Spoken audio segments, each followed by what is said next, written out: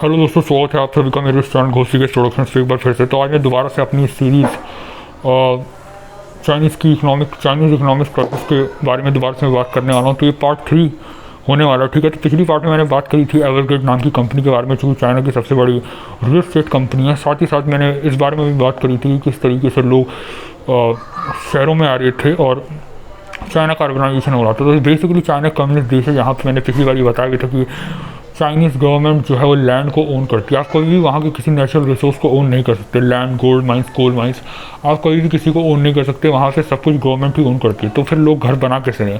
घर बना ऐसे रहे कि गवर्नमेंट जो है वो लीज पे देती है ज़मीन, कि 50 सालों के लिए, 60 सालों के लिए ज़मीन आपके पास है, प्राइवेट डेवलपर को दी जाती है। और फिर उसमें से 5-6 सालों के अंदर अंदर वो उसे डेवलप करता है और बाकी के जितने बचे हुए साल हैं उतने सालों की ओनरशिप और अपने प्रॉफिट मिला के वो जो है फाइनल क्लाइंट को बेच देता है। लेकिन रियल बात दोस्तों क्या है कि वहाँ पे कभी कुछ ओन तो नहीं किया जाता, क्योंकि जैसे लीज ख़त्म होगी सरकार के पास दोबारा से वहाँ पे लैंड की ओनरशिप आ जाएगी। तो सरकार को काफ़ी फ़ायदेमंद लगा, क्योंकि लोग फिर भी ज़मीन खरीदते थे। फिर भी ज़मीन क्यों खरीदते थे और रेंट पे क्यों नहीं लेते थे? क्योंकि सीधी सी बात है कि अपना घर होना इंसान के लिए बहुत ज़रूरी है। हर इंसान को अपना एक सपना होता है कि उसके पास अपनी एक छत हो, वो कब तक किराए पे रहता रहे। वो चाहता है कि उसके पास एक अपना मकान हो, इसके बावजूद कि उसे वो लीज पे मिल रहा है, ठीक है। तो एक इमोशनल रीज़न वहाँ पे आ जाता है। पूरी दुनिया में किसी भी इंसान से अगर आप पूछें तो बेसिक इंसान की नीड यही होती है कि उसे घर के ऊपर एक छत चाहिए, ठीक है। और चाइना की सरकार का तो खूब फ़ायदा हो रहा था इससे। तो फिर हुआ क्या कि आगे से जैसे जैसे समय बीता तो चाइना के अंदर अर्बनाइजेशन इस प्रोसेस से हुई, क्योंकि गाँव से शहर लोग आ रहा है, उसे घर चाहिए, वो दिन भर किराए पे तो नहीं रह सकता, उसे अपना परिवार बसाने एक समय के बाद। तो वो उसके बावजूद भी लीज पर ज़मीन लेता था, लीज पर लिए गई ज़मीन खरीदता था और रेंट को जो है वो अवॉइड किया करता था, ठीक है। तो फिर जैसे जैसे समय आगे बीता दोस्तों, तो चाइनीज़ गवर्नमेंट ने जो ज़मीनें दी थी वहाँ के नागरिकों को, वहाँ के लोगों, वहाँ के प्राइवेट डेवलपर्स को, तो उस पैसे से उन लोगों को जो ज़मीन दी थी और वो ज़मीन जो है जो रियल एस्टेट डेवलपर्स है, एवरग्रिड जैसी सबसे कंपनीज, वो सब क्लाइंट्स को दे दी थी। लेकिन साथ ही साथ चाइनीज़ गवर्नमेंट को 2008 जब आया, और 2008 में दुनिया की सबसे बड़ी फाइनेंशियल क्राइसिस आई लेहमैन ब्रदर्स क्राइसिस के नाम से, ठीक है। लेहमैन ब्रदर्स क्राइसिस नहीं थी, वो यूनाइटेड स्टेट्स के अंदर जो हाउसिंग बबल था वो क्रैश हुआ था। फिर उससे पहले क्या हुआ था कि .com बबल क्रैश हुआ था। फिर वहाँ से रिकवरी करने के लिए इन्वेस्टर चले गए हाउसिंग मार्केट में इन्वेस्ट करने के लिए। तो मूडीज़ और लेहमैन ब्रदर्स जैसी कंपनी इस समय इन्वॉल्व थी, जिनका एक रोल था फाइनेंशियल क्राइसिस में। वो आप देख भी सकते हैं। होता क्या था कि जिन लोगों ने हाउस लोन लिया था यूनाइटेड स्टेट्स के अंदर, वो हाउस लोन क्या थे कि उनका इंटरेस्ट कभी बढ़ सकता है, कभी भी घट सकता है। तो कई ऐसे लोन होते हैं जिनमें इंटरेस्ट कभी भी बढ़ सकता है, उनमें इंटरेस्ट फिक्स नहीं होता। आपको सुन के लगेगा ये कैसे लोन्स होते हैं, लेकिन ये इंडिया के अंदर भी होता है। कई ऐसे लोन्स होते हैं जिनका इंटरेस्ट फिक्स नहीं होता, बढ़ सकता है, ठीक है। तो ऐसे ही वहाँ पर कई सारे लोगों ने लोन मोर्टगेज उठाया था, ऐसे इंटरेस्ट रेट, ऐसे मोर्टगेज उन्होंने उठाए थे जिसमें इंटरेस्ट रेट फिक्स नहीं है, कभी भी बढ़ सकता है। तो आखिर में चुका नहीं पाए तो आखिर में फाइनेंशियल क्रैश आ गया, ठीक है। वो घर उन्हें जो खाली करने पड़ गए, आखिर में इसकी वजह से फाइनेंशियल क्रैश हुआ। आप और ज़्यादा स्टडी कर सकते हैं इस चीज़ को।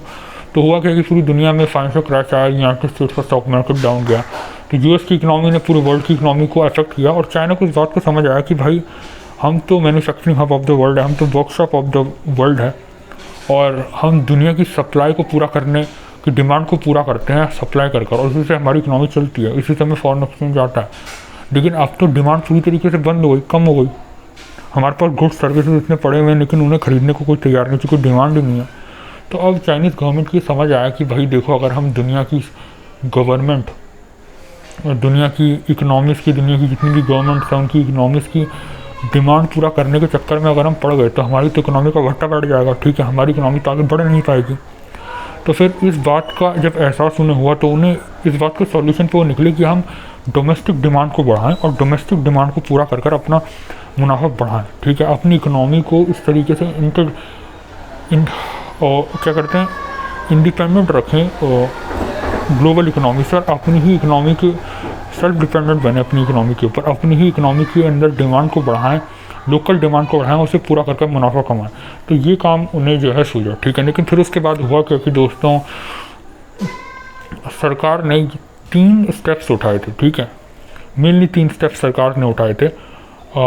सबसे पहले तो उसने क्या किया था कि $4 ट्रिलियन का जो युआन पैकेज था वो लॉन्च किया, और लोगों को कहा, और लोगों को नहीं, बैंक्स को दिए, और बैंक्स को कहा कि भाई आपको ये $4 ट्रिलियन का पैकेज हम आप दे रहे हैं, युआन का पैकेज, डॉलर का नहीं, 4 ट्रिलियन युआन का पैकेज हम आपको दे रहे हैं। उससे आपको क्या करना है कि इससे आपको जो है लोगों को लोन देना है, और वो भी इंटरेस्ट फ्री, ठीक है, इंटरेस्ट फ्री लोन आपको देना है। और फिर उस इंटरेस्ट फ्री नहीं, कम ब्याज पे आपको लोन देना है, लो इंटरेस्ट पे आपको लोन देना है। अब बैंक के सामने मुसीबत ये थी कि भाई हम लो इंटरेस्ट में अगर हम लोन देने लग गए तो हमें मुनाफा क्या हो, चूँकि बैंक एक बिज़नेस है, ठीक है। जब लो इंटरेस्ट में मैं लोन देने लग गया तो लोगों को तो फ़ायदा हो जाएगा, मुझे तो कोई फ़ायदा है नहीं, मुझे तो प्रॉफिट ही कम होगा, कोई फ़ायदा क्या है। तो बैंक आनाकानी करते थे, बहुत ज़्यादा रेस्ट्रिक्शंस लगा देते थे, और लोन जो है वो देते नहीं थे, आनाकानी करते थे, जिससे प्राइवेट बिजनेसेस को, प्राइवेट इंडिविजुअल ओनर्स को, मर्चेंट्स को लोन नहीं मिल पाता था और वो व्यापार नहीं कर पाते थे। दूसरी चीज़ सरकार ने क्या करी कि सरकार गई स्टेट गवर्नमेंट के पास। वहाँ की जो स्टेट गवर्नमेंट है वो असल में वहाँ के अंदर ऐसा फेडरलिज्म स्ट्रक्चर नहीं जैसे इंडिया के अंदर है।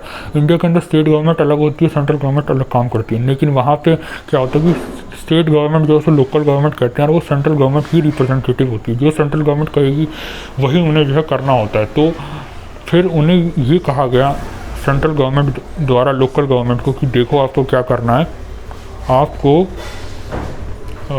क्या करना है कि आपको लोकल डिमांड को बढ़ाना है, और ऐसा करने के लिए आपको क्या करना है कि हम आपको टारगेट दे रहे हैं, आपको इतनी परसेंटेज ग्रोथ जो है 100% ग्रोथ, 200% ग्रोथ उन्हें टारगेट दिया जाता है, इतनी ग्रोथ आपको हर साल आपको हमें दिखानी है, ठीक है।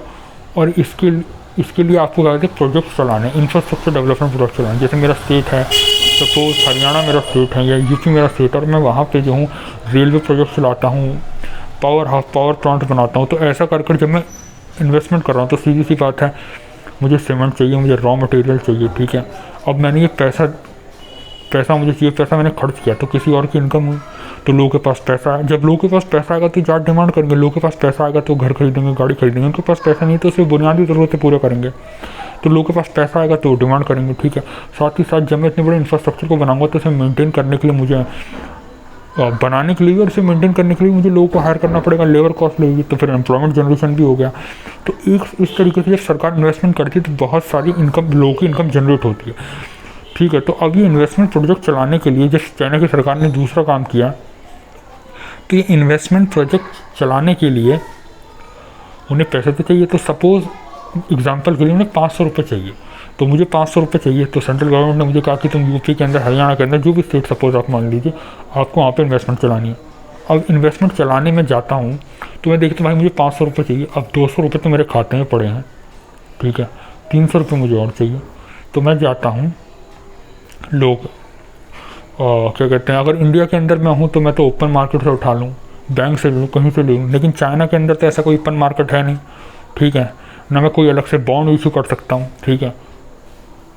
तो मैं क्या करता हूँ कि मैं सरकार के पास जाता हूँ, मैं कहता हूँ सरकार पैसे नहीं है, और सरकार कहती है कि हम सिर्फ आपको 100 रुपये दे सकते हैं।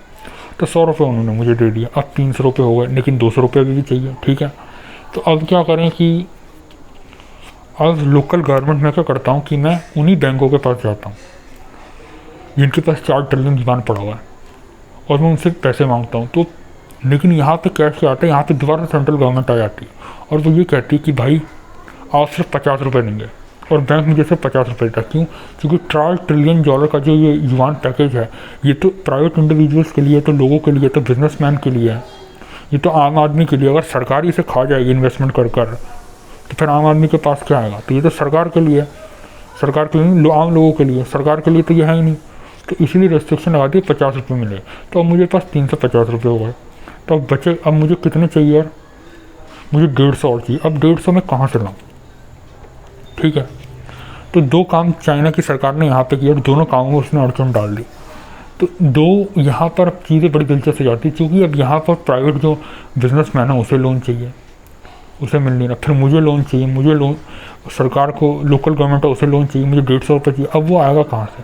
अब नेक्स्ट पार्ट में मैं लेके आऊँगा कि ये कैसे ये डिमांड पूरी होती है, किस तरीके से शैडो बैंक इमर्ज होते हैं। और तीसरा काम चाइनीज़ गवर्नमेंट ने क्या ख़राब किया, जो कि इन 2 कामों की वजह से ही हुआ, ठीक है, ख़राब किया वो उनके पर्सपेक्टिव में सही था, लेकिन अब क्या होगा, ठीक है।